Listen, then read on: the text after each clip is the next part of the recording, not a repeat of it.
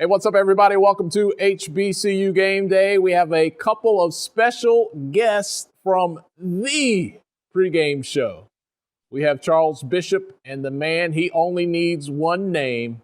It's Neely, y'all. Fellas, thank you for joining us today. How are y'all doing? Did the holiday treat you well?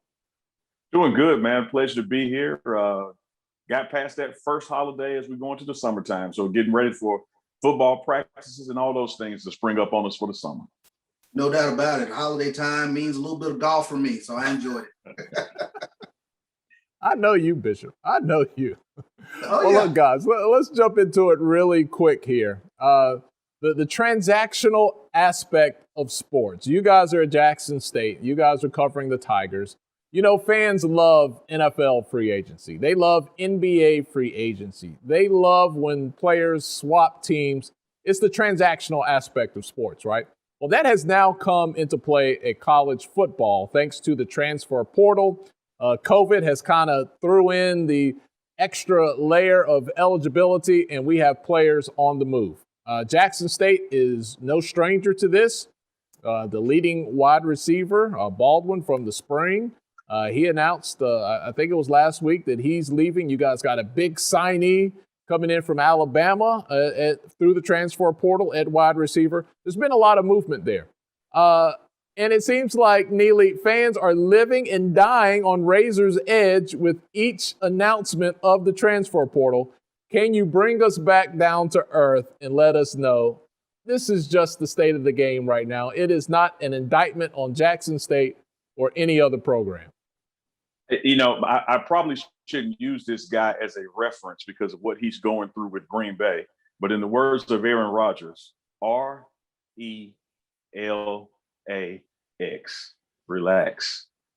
This is a natural process. It's the new wave of college football, and it's not going anywhere. It's here to stay. You're exactly right. COVID did accelerate it and accentuate it some, but there have been significant changes in progresses over the years as it relates to a player's ability to transfer and be able to play immediately. And so you're going to see more of this happening.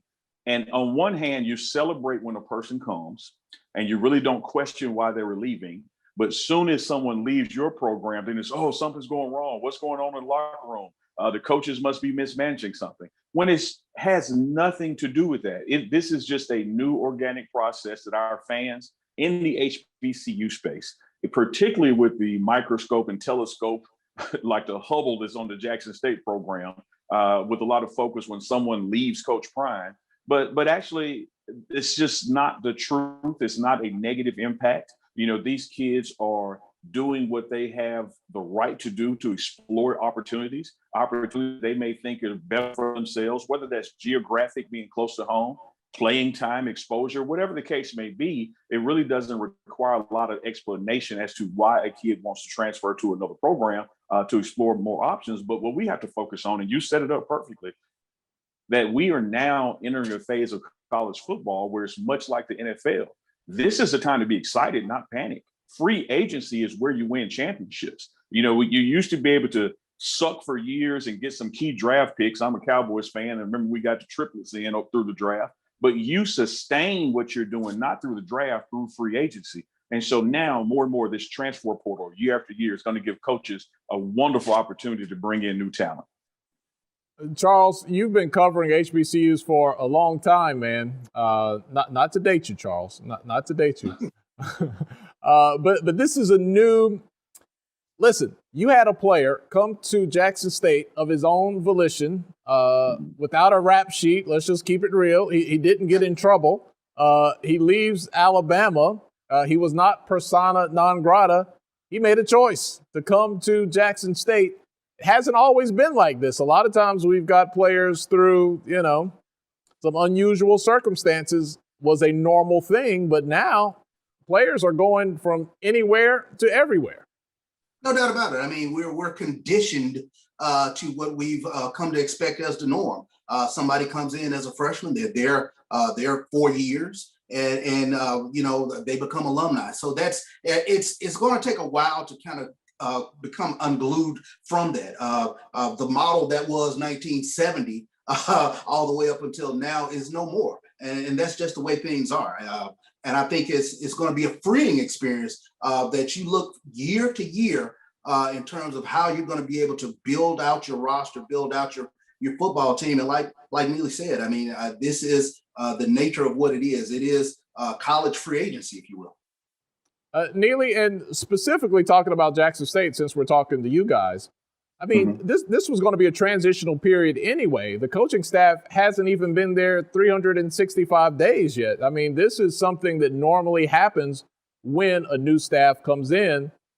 You know, the staff and player turnover is just part of that equation. And now it's like on steroids because of the circumstances that we laid out. Sure. And we welcome that attention.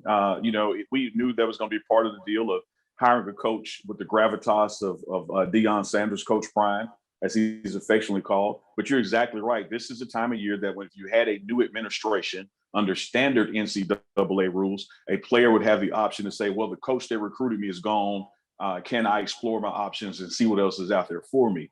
COVID ramped that up some. Deion's presence put a huge spotlight on it. But it is really business as usual, augmented by COVID, where people can now transfer and play immediately. So, man, hats off to these guys. God bless these kids who were able, as African-American young men, predominantly in our HBCU system or in the Jackson State space, to explore options that may work better for them. Here's what we know at Jackson State.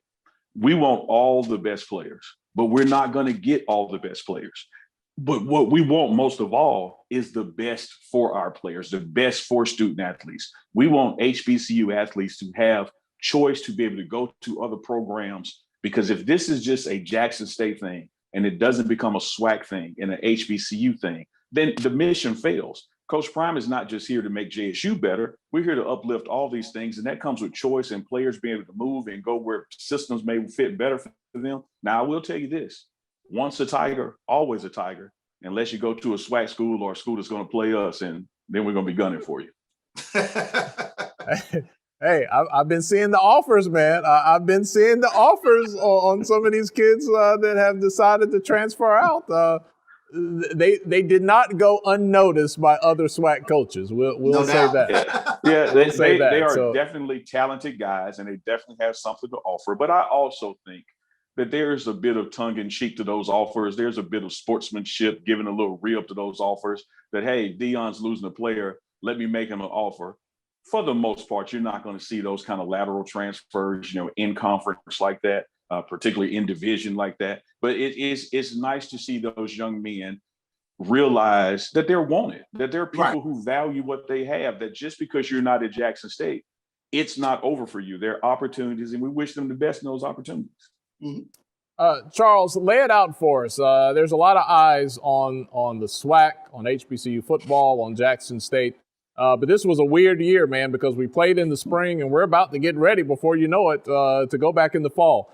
Kind of give us a timeline of where we are in the summer and some of the key things to look out for in the next couple of months as we get ready for yet another season. Undoubtedly, you're getting ready to look forward to Swag Media Day. I think sort of the unveiling of what we're going to see in the fall. I think leading up to the fall, this is going to be one of the most consequential seasons that we've seen in HBCU athletics with Florida A&M and Bethune-Cookman coming into the SWAC. There's a tremendous amount of excitement that I probably have not seen since the McNair years. I mean, there is a palpable sense of real excitement going into this fall 2021 season. We got a taste of it in the spring, but I think people are just really excited to hopefully get to the other side of COVID, and we're starting to see a lot of things relax around the country now, so that we can hopefully get back to what we've come to know as college football season in the fall. Yep, it'll be here before you know it. He's Charles Bishop, the man with one name. You just call him Neely. It is the pregame show right here on HBCU Game Day. Fellas, thanks a lot for hanging out with us, and we look forward to talking to you guys real soon. Always a pleasure. No doubt. Thank you, Tolly.